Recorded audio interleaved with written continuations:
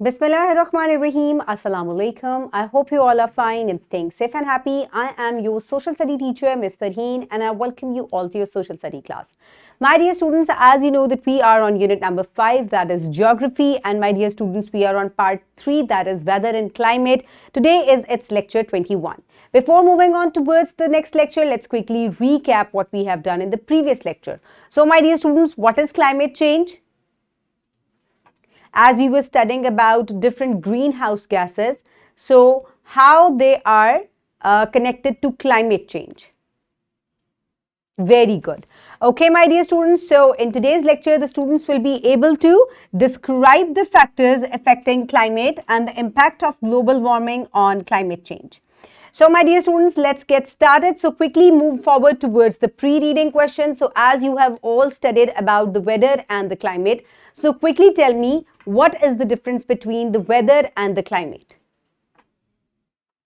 Very good. So my dear students, weather जो है ये डे टू डे या शॉर्ट इंटरवल के लिए एक एटमॉस्फेरिक कंडीशन होती है एक पर्टिकुलर एरिया की, whereas climate is the overall or the average condition of an area, atmospheric condition of an area for a longer time period.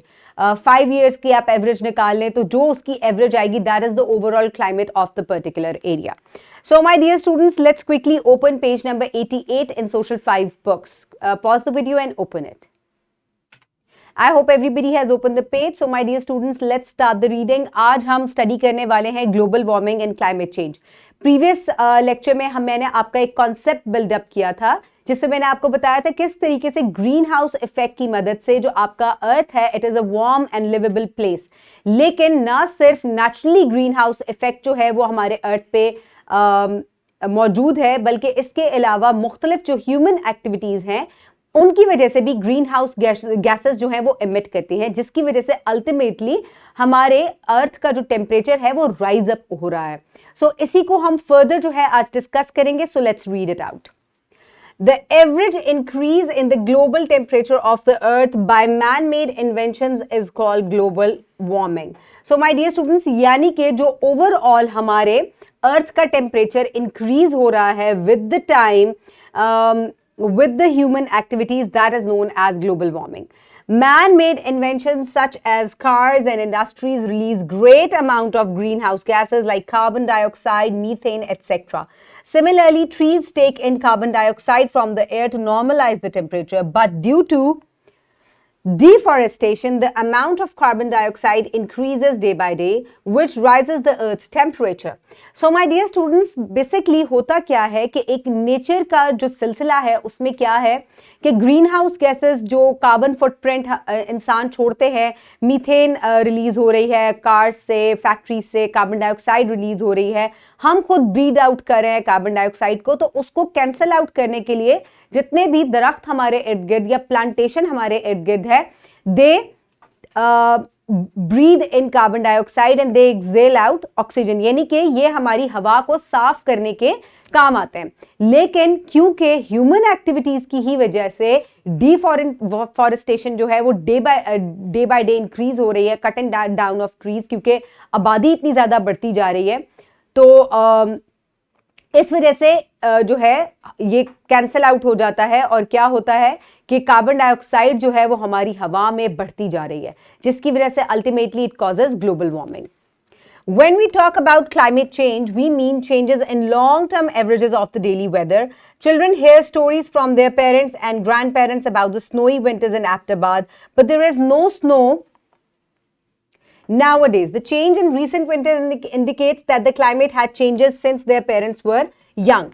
So my dear students, अब एक बड़ा natural चीज़ है जो कि आपने अक्सर सुनी होगी और अब आपने जब ये चीज़ पढ़ ली है तो आप उसको इम्प्लीमेंट कर सकते हैं. वो किस तरीके से कि इतनी ज़्यादा जो है वो आहिस्ता आहिस्ता टाइम के साथ साथ ग्लोबल वार्मिंग इंक्रीज हो रही है, इंक्रीज होती जा रही है कि अब एबटाबाद में स्नोफॉल नहीं होती. लेकिन अगर हम कभी अपने पेरेंट्स से और ग्रैंड पेरेंट्स से कोई स्टोरी सुने तो वो कहते हैं कि जब हम एबटाबाद जाते थे तब तो वहां पर बहुत बर्फ पड़ती थी. And today there is no snow in Abbottabad. Even my father when he used to live in Abbottabad, he was posted there, और वो मुझे बताते हैं कि वहां पे बहुत हैवी स्नोफ्लेक, बहुत मोटे मोटे स्नोफ्लेक्स जो हैं वो पड़ा करते थे, बहुत ज्यादा बर्फबारी होती थी, लेकिन अब हम जब जाकर देखते हैं तो there is no snowfall over there. So with the gradual increase in the global warming, now we are saying कि वहां का क्लाइमेट जो है वो चेंज हो गया है. ये एक दिन की, 2 दिन की, कुछ सालों की बात नहीं है, ये ग्रेजुअली जो है, क्योंकि हमारा कार्बन डाइऑक्साइड एमिशन इतनी ज्यादा होती जा रही है कि अल्टीमेटली अर्थ का जो टेम्परेचर है वो चेंज होता जा रहा है. मुख्तलिफ एरियाज के चेंज को हम इस तरीके से एक्सपीरियंस कर सकते हैं. Similarly, some people have noticed that their springtime comes earlier now than 30 years ago in various parts of the world. An earlier springtime is indicative of a possible change in the climate. Thus, the climate is defined as the generally prevailing weather conditions of a region arranged over areas of year. So, my dear students, पहले अब आपने अक्सर अपने parents से या grand parents से और do ask them कि जो स्प्रिंग टाइम है वो पहले जो है वो देर से आता था, नाउ इट अराइव्स अर्ली. इसका मतलब ये है कि सर्दियों का जो टाइम पीरियड है वो बहुत छोटा हो गया है. तो स्प्रिंग जो है वो जल्दी आने का मतलब ये है कि देयर इज क्लाइमेट चेंज. सो इसी तरीके से पहले ज़माने में, अगर आप पहले की बात करें, आप अपने दादा दादी से पूछेगा तो वो आपको ज़रूर बताएंगे कि पहले सर्दियां जो है वो थोड़ी लंबे अरसे के लिए होती थी और अब सर्दी कम होती जा रही है. पहले सर्दी ज़्यादा महसूस होती थी. सो इस तरीके से हम कह सकते हैं कि क्लाइमेट चेंज जो है ये एवरेज टाइम होता है और ये बहुत स्लोली जो है आता जा रहा है, क्योंकि ज़मीन का टेम्परेचर जो है वो बढ़ता जा रहा है. Some of the climate changes caused by the global warming are the glaciers melt faster, raising the sea levels, changing weather patterns like excessive rainfall in one area and drought in another. Unpredictable weather conditions become more common, making weather conditions extreme. Cooler regions will become cooler and warmer regions become warmer. Increase in migrations due to extreme weather changes. Due to the increase in temperature, yearly life will be difficult in future.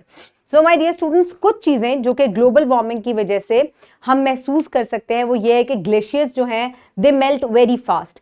When they melt very fast तो उससे क्या होता है, जैसे कि अभी आपने notice किया कि हाल ही में पाकिस्तान में बहुत ज़्यादा जो है वो सैलाब आए थे 2022 में ही, क्योंकि बहुत ज़्यादा मूनसून रेनफॉल हुई थी. ये भी क्लाइमेट चेंज की वजह से हुई थी.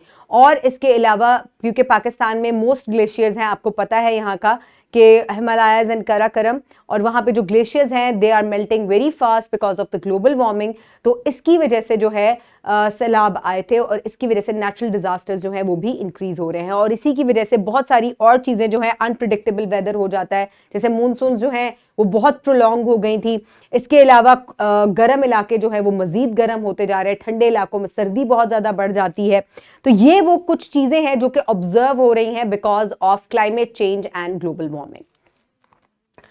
सो माय डियर स्टूडेंट्स, इसके अलावा जो हयात ऐसी है जो कि पोलर रीजन्स पे रहती है और बर्फानी जगहों पे रहती है, उनकी लाइफ को भी खतरा है. क्यों खतरा है? क्योंकि ग्लेशियर्स जो है when they melt very fast तो उनके लिए टेम्परेचर वहाँ इंक्रीज हो जाता है और ऐसे जानवर जो कि बहुत कम टेम्परेचर पे रहते हैं उनकी लाइफ जो है वो थ्रेट होती है एंड दे बिकम एंडेंजर्ड. सो इसकी वजह से फ्लड्स कॉज हुए. This is the flood. एक ये ओवरव्यू आपको दिखाया गया है 2022 के फ्लड एरियाज का, जो कि बहुत मैस डिस्ट्रक्शन उसने की पाकिस्तान में और बहुत ज़्यादा कैजुअलिटीज़ हुई और पाकिस्तान को इकोनॉमिकली भी बहुत ज़्यादा लॉस हुआ इसकी. And this is all because of greenhouse gas की एमिशन जो है वो बहुत ज़्यादा होती जा रही है, which is increasing the global warming. So my dear students, what is global warming? Very good. Okay, my dear students, for practice, you will do question number 3 and question number 1 from exercise A and exercise B in your notebooks. Global warming is interlinked with the increase in temperature. Justify the statement. So, my dear students, किस तरीके से global warming जो है वो increase in temperature से linked है, आपको statement को justify करना है. You can take help from the book. And the next question is discuss the effects of global warming on climate. और किस तरीके से climate, we are not talking about weather, क्योंकि मैंने इसीलिए आपसे स्टार्ट में प्री रीडिंग में वेदर और क्लाइमेट के दरमियान डिफरेंस पूछा था ताकि आपको रिफ्रेश हो जाए. तो what is whether and what is climate. So overall जो कंडीशन है फॉर अ लॉन्गर पीरियड एक पर्टिकुलर एरिया की, वो जो है एटमॉस्फेरिक कंडीशन या वेदर कंडीशन जो है वो चेंज हो जाती है, जिसको हम क्लाइमेट कहते हैं. So you have to write about that. Pause the video and quickly do it in your notebooks. I hope everybody has done it. So my dear students, for homework, you will do project number 6. Develop posters, charts on the topic, what I can do to reduce global warming, to raise awareness against global warming and climate change. Submit your work to your teacher for competition. So इसके लिए आप क्या कर सकते हैं? What I can do, plant more trees. इसके अलावा take shorter showers, आपको पानी बचाना चाहिए, एनर्जी बचानी चाहिए. इसके अलावा आपको साइकिल का या ऐसी ट्रांसपोर्टेशन का इस्तेमाल करना चाहिए जिसमें से कार्बन एमिशन कम से कम होती हो या होती ही ना हो. चाहे तो कोशिश करें कि आप पैदल सफ़र करें या साइकिल पे सफ़र करें, तो इस तरह की चीज़ों को ज़्यादा जो है वो ऑप्ट करें. और अगर आपको कहीं दूर जाना है तो पब्लिक ट्रांसपोर्ट का इस्तेमाल करें. अगर हर शख्स अपनी गाड़ी निकाल कर खड़ा हो जाएगा तो आप देख लेंगे फिर कार्बन एमिशन कहाँ पर पहुंच जाएगा. तो इससे बेहतर है कि एक ही बस के ऊपर काफ़ी सारे लोग सफ़र करें ताकि कार्बन एमिशन जो है वो बहुत ज़्यादा लेस हो जाए. इसके अलावा दरख्त ज़्यादा से ज़्यादा लगाएं. बिजली जब इस्तेमाल नहीं हो रही उसको बंद कर दिया करें. इस तरीके से आप ग्लोबल वार्मिंग को जो है वो कम कर सकते हैं. इसके अलावा you can also make posters like this: plant more trees, save water, save energy and stop pollution. And that is how you can save your planet and you can stop or you can reduce global warming. So ये आपका project की कुछ चीज़ें हैं और इस तरीके से भी आप एक पोस्टर ड्रॉ कर सकते हैं for the awareness and you can submit it to your teachers. ये डिफरेंट आइडियाज़ हैं जो कि आपको घर से जो है मदद देंगे अपने काम को कंप्लीट करने में. And for the practice, you can download this worksheet from the description box below this video, and you can get it in print form by your teacher. You will do this worksheet in your homework. So write 3 reasons of global warming and write about plans and strategies that can be adopted to reduce global warming in the following table. So you will complete it in your homework, and you can also take help from the book. So my dear students, today we have discussed about the climate change which is caused by the global warming, which is caused by the greenhouse gases that are emitted by the human activities. I hope you have enjoyed today's lecture. Keep everybody around you safe. Have a good day. Thank you so much and Allah Hafiz.